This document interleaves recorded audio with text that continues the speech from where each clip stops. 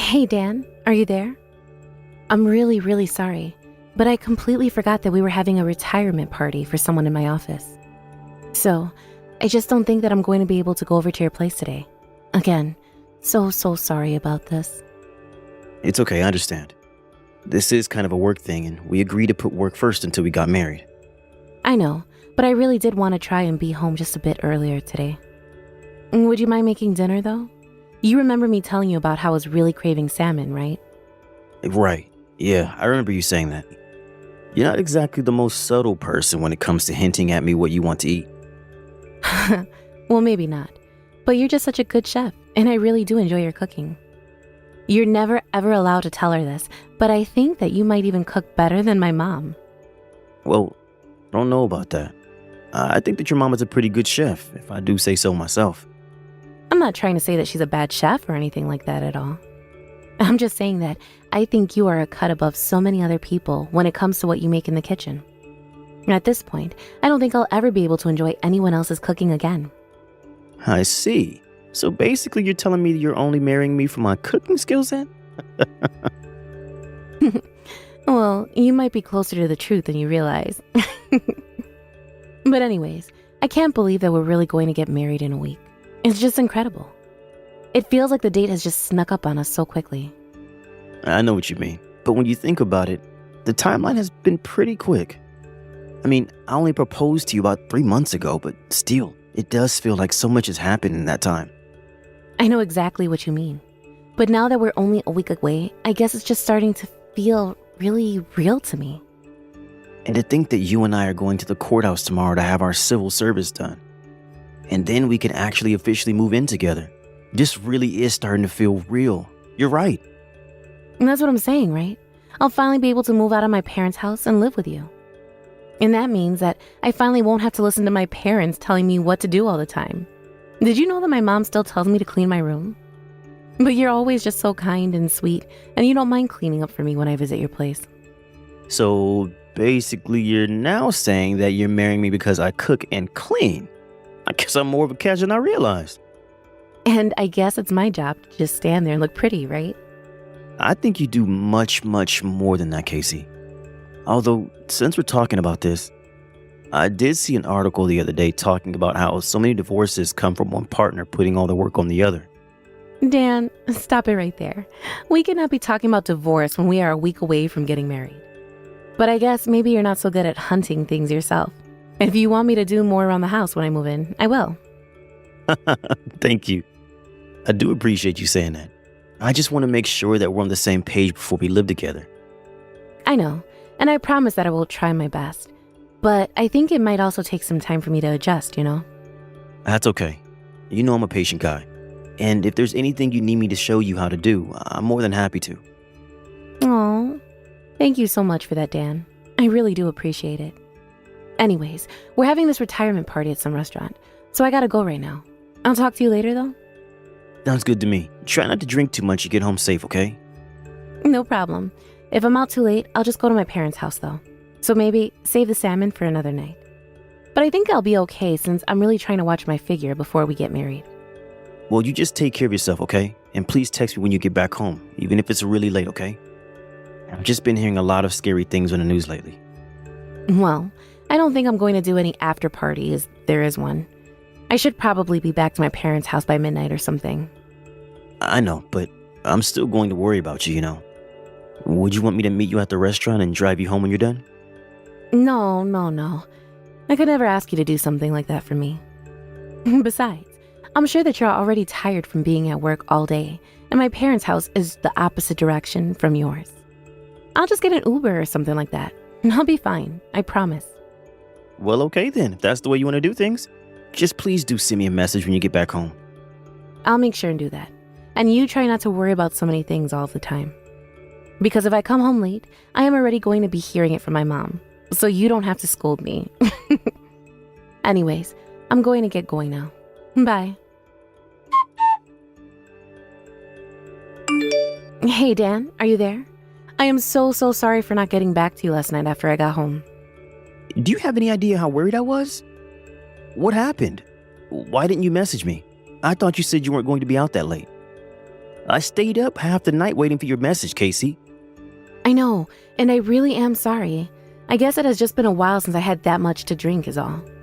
Once I got home, I just got ready for bed and passed out right away. Did you really have that much to drink at the party? I mean, I had like 3 drinks or something like that. But I haven't been drinking at all in this diet that I'm on to fit into my wedding dress. So, I guess they all just hit me way more strongly than I thought they would have. Well, geez. I mean, I know how much you like to drink and how hard you've been working on cutting back, but you really should have been more careful, don't you think? Dan, I only had 3 drinks. I just didn't think that the little would get me so drunk. But I promise that I'll take more care from here on out. Great. Well, we just have one more week until we're married, so please be careful, okay? Do you want me to come over and visit you? No worry about doing that. I'll still make it over to your house today. But I think from tomorrow, I'm going to stop coming over to our house until we're married. Oh, really? Why is that? Did something happen? Well, after we're married, the 2 of us are going to move in together and be living with each other, right? I was just thinking this morning while my mom was making me breakfast that maybe things aren't so bad at home and that I want to enjoy this while I can. Hey, I understand. It can't be easy getting this close to having to move out of your parents' house. Yeah, it's going to be a lot of big changes for me, I think. So, I just want to enjoy the time I have at home with my parents while I can. I understand. After all, it's just like you said. Once we're married, we really are going to be living together. So, you enjoy the time you have living with your parents, okay? Great. Thank you so much for understanding, Dan. Besides, it's not like they even live that far away from us, right? Yeah, of course. It's not like you're never going to see them again or anything like that. But it's true that there are going to be some changes while you get used to living with me and not with them. Yeah, you're right about that. I just hope that everything goes well for the 2 of us. I'm sure it will. But it's understandable to be getting so emotional when we're close to getting married now. I know. I feel like every little thing has been getting me so emotional lately, and I just don't even know what to do with myself. I'm sorry. I know it's a really emotional time, and I didn't mean to upset you. It's just that, well, I thought I was going to get to see you a bit more before the wedding is all. Although I did go out and buy some salmon to cook for you for dinner tonight. You did? You mean it? Oh, that's just perfect. Thank you so much. Well, don't worry. Now I'm definitely coming over tonight. Hey, Casey, have you still not made it to the wedding yet? But your parents are here and we're all waiting for you. Where are you? Please get back to me when you see these messages. We're really worried about you. Dan, are you there? I'm really, really sorry. It's all my fault that the wedding fell apart and we didn't even get married. And I just couldn't even stand to face you in person. Casey, you know that I'm not mad at you. You were in an accident. I mean, you could have been killed. I'm just happy that you're still alive. But I can't walk anymore. I'm going to have to live in a wheelchair for the rest of my life. And my friend who was driving me around still hasn't even woken up. She was driving us to the wedding, and that's when the accident happened. This is all my fault. But your leg's okay? Yeah, everything else is just fine. I don't have any other injuries or anything like that. The doctors say that I'm stable, and there's no risk to my health or anything like that. I see. Well, I guess that's good at least. But do you think you'll be able to come and visit me at the hospital? Visiting hours are going to be until 8 tonight. Casey, I'm really sorry, but I'm just too busy. Now that the wedding is canceled, I just have a lot of phone calls to make and people that I need to talk to. I mean, there were a lot of people who came all the way here just to see us get married, you know? So I just have to talk to them, thank them for coming, and explain what happened and all of that. Not to mention that I guess I should cancel the movers that we ordered as well. This really is all my fault. I knew it. I'm sorry, Dan. This isn't what I wanted to happen. You really don't need to apologize for anything. I mean, if anything, you're the biggest victim of this whole thing. I know, but Well, I thought that we were going to be married by now. The accident was on the day we were supposed to have our civil ceremony, and now we're not going to have our real ceremony. I know, but there's just really nothing to do about it now. I'm so sorry that you have to do all this by yourself. I wish there was some way that I could help you in this state, but right now the only thing I want is to see you. It's okay, I understand. And I really want to see you too. Do you think you'll be able to come and see me tomorrow? Yeah, that should be fine, Casey. Thank you so much, Dan. I was really worried that you were going to leave me over this. You mean because you weren't able to have our wedding how we planned it? Yeah, and because I'm going to be in a wheelchair for the rest of my life. Well, I guess that just goes to show that you never really know what can happen. One day you're healthy and fine, and then an accident like this happens and takes it all away. But I would never leave you just because you're going to be in a wheelchair. I hope you know that I'm not that kind of person. Thank you so much, Dan. Just reading that message makes me feel better. Anyways, I'm sorry for reaching out to you while you're so busy. I'll see you tomorrow. Hey, Casey, are you there? I have to talk to you. Dan, why have you been ignoring all my messages I've been sending you? You're making me really nervous. Is everything okay? Yeah, I'm sorry. I know that I haven't been able to make it over there to see you. But why not? What's going on, Dan? Well, the thing is that when you woke up from the accident, you said that you didn't want any visitors, right? I know, but that was because I woke up in the hospital and I was just trying to piece together what happened. I guess I didn't want to feel like I was letting people down, so I didn't want to see them. I know what you mean. I was really nervous and needed some time too, but I've come to a decision. What do you mean by that? Well, I don't think that we should get married. I just don't think I'm going to be able to live with you, and so I don't think that you and I should be getting married. But why? I don't understand what happened. What made you change your mind? Because I just know now that I'm never ever going to be able to be happy living with you, Casey. But is this because I'm never going to be able to walk again? No, it isn't because of that. You're lying to me. I know that it's because of that. You think that I'm just going to be dead weight hanging around your neck for the rest of your life, don't you? All I asked was that you come and visit me in the hospital, and you just leave me like this? How could you do this to me? I thought that you were different. Dan, I thought I could trust you. Well, I feel the exact same way. In fact, I'm glad this accident happened so that I found out the truth before our wedding. Truth? What on earth are you talking about? Why would you even say something like that to me? Don't you realize that I'm going to be paralyzed from the waist down for the rest of my life? How could you say that to me after all I've been through? Don't you think that I've suffered enough already? I think that you brought all of this suffering on yourself. So you're really going to try and tell me that this is all my fault then?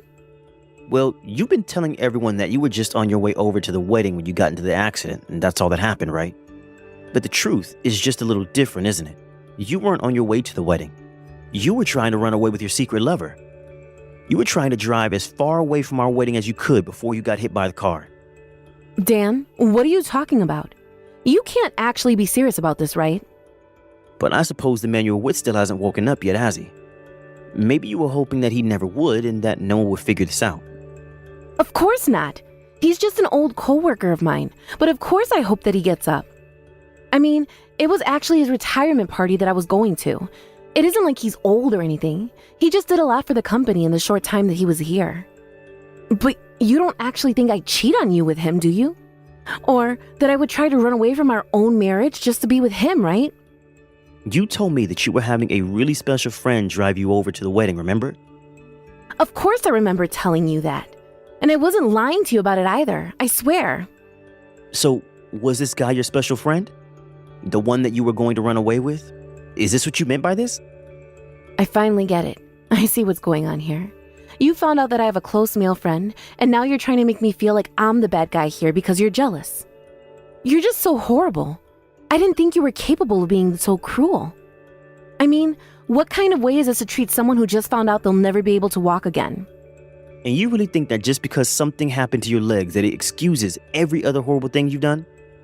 Do you think that this makes you some kind of hero now that you're in a wheelchair for trying to run away with some other guy? I can't believe this. I can't believe that you actually said that to me just now. Why are you attacking me when I'm the victim? Why are you trying to make yourself out to be the victim here when you're not? If you're a victim of anything, you're a victim of your own horrible decisions. When I heard that you were in an accident, I was just terrified. I didn't care at all about the wedding. But then, why are you putting me through this? Because then I had proof that you were cheating on me. It was his coworker's parents, the one that you were cheating on me with. They came to me and gave me his journal. His journal? But why would they give you something like that of his? Because in it was written all the little details about your affair, the time that you had met up and where, Not to mention your name written with a big heart around it.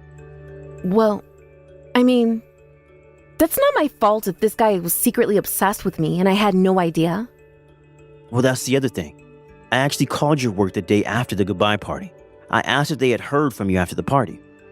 Except your coworker told me that there was no retirement party at all. They had no idea what you were talking about.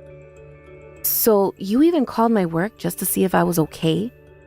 That's right. I called and I was so worried about you. I was broken up with grief until I found out that you were never faithful to me to begin with. Do you know, his parents even showed me his phone. So if you still think you can try and trick me by saying that he's just obsessed with you, don't bother. There was so many texts between you and him. The plan to run away was spelled out so clearly that it didn't leave a doubt in my mind at all. Including the part where you told this guy that you didn't even want to marry me. You said that if you were going to get out of this, that you'd have no choice but to run away with him. Please, you don't understand. It isn't what it looks like, I swear to you. Yeah, I'm sure that nothing about you was quite what I thought it was actually. But at least you both got what was coming to you with this accident. Please, Dan. You have to know that you've always been the only man for me. I'm so sorry about this. I promise to never stab you in the back again. Please, you have to know that you're the only person that I want to spend the rest of my life with, right? And to think that we were almost married. Now I can call this off and never have to deal with you again. After that, Chris, the man that Casey was seeing behind my back, woke up. His parents told him about how disappointed they were in him, but since he was in the hospital, it was clear that neither of them was going to be able to run away from this. I also sued Casey for her affair and for ruining our engagement. Her and Chris. The payout was large, but it wasn't enough to cover the hurt and the pain that I had in my heart from such betrayal. In the end, news about what Casey and Chris did spread around their town and their work, and they both moved away as soon as they could to avoid embarrassment. I haven't heard from Casey since, but I wonder how she's getting used to her new life in a wheelchair. As for me, I took the money that I got from the lawsuit and decided to move away myself.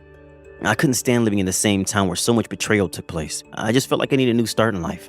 I put in a transfer request at work, and when it came through, I packed up my things and set out to start my new life in a new place. I'm sure that I'll go through a lot of hardships there as well, but at least it will be on my own terms, since I'll never let anyone lie to me like that again. Thank you for watching. If you like this video, please give it a thumbs up and don't forget to subscribe to see more content like this.